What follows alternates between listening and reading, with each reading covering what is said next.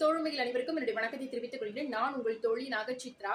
நம்முடைய வாழ்க்கையில நாம பிறந்ததுல இருந்து ஒரு குறிப்பிட்ட காலம் வரைக்கும் நாம ஏன் பிறந்திருக்கோம் அப்படின்ற ஒரு தெளிவே இல்லாம நம்ம நினைச்ச மாதிரி எல்லாம் வாழ்ந்துட்டு ஒரு குறிப்பிட்ட காலத்துக்கு அப்புறம் இதுதான் வாழ்க்கை அப்படின்றத நம்ம புரிஞ்சுக்கிறோம். ஆனா நிறைய நேரங்கள்ல நாம ஃபீல் பண்ணக்கூடிய ஒரு விஷயம், இன்றைக்கு நிறைய அறிஞர்களும் தத்துவார்த்த கவிஞர்களும் சொல்லக்கூடிய ஒரு விஷயம் என்ன அப்படின்னா, நீங்க உங்களுடைய விஷயங்களை முன்னதாகவே தெரிஞ்சுட்டீங்க அப்படின்னா இவ்வளவு காலங்களை நீங்க வீணடிக்க தேவையில்லை அப்படின்னு சொல்றாங்க.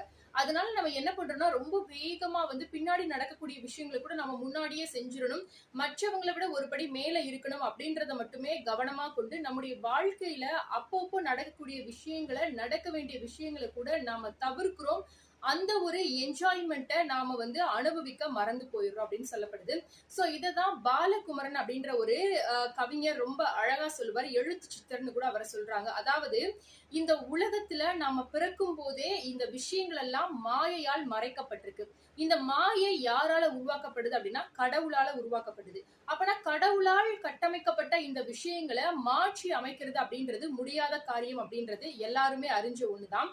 அதனால ஆட வேண்டிய வயதிலே ஆட வேண்டும், பாட வேண்டிய வயதிலே பாட வேண்டும், படுக்க வேண்டிய வயதிலே படுக்க வேண்டும், ஓட வேண்டிய வயதிலே ஓட வேண்டும், ஓய வேண்டிய வயதிலே ஓய வேண்டும் அப்படின்னு சொல்லிட்டு ரொம்ப அழகா சொல்லியிருப்பாரு.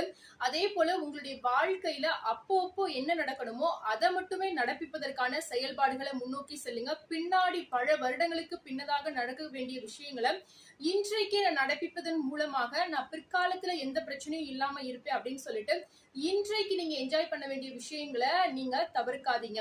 சோ இதே மாதிரி அவங்க ஃப்ரெண்ட் சர்க்கிள்ல இருக்கக்கூடியவங்க ஃபியூச்சர்ல நான் நல்லா இருக்கணும் அப்படின்னு சொல்லிட்டு இன்னைக்கு எந்த என்ஜாய்மெண்ட்டுமே இல்லாம அவங்களே தொலைச்சிட்டு அவங்களவே சில விதமான சிக்கலான விஷயங்களுக்குள்ள மாட்டி வச்சுக்கிறாங்க அப்படின்னா இந்த ஒரு வீடியோ அவங்களுக்கு ஷேர் பண்ணுங்க. இது போல நிறைய பதிவுகளுக்கு கமெண்ட்ல சொல்ல மறக்காதீங்க. இந்த வீடியோ உங்களுக்கு யூஸ்ஃபுல்லா இருந்தது அப்படின்னா உங்க ஃப்ரெண்ட்ஸ் அண்ட் ஃபேமிலிஸ்க்கும் ஷேர் பண்ணுங்க. மறக்காம சேனலை சப்ஸ்கிரைப் பண்ணுங்க.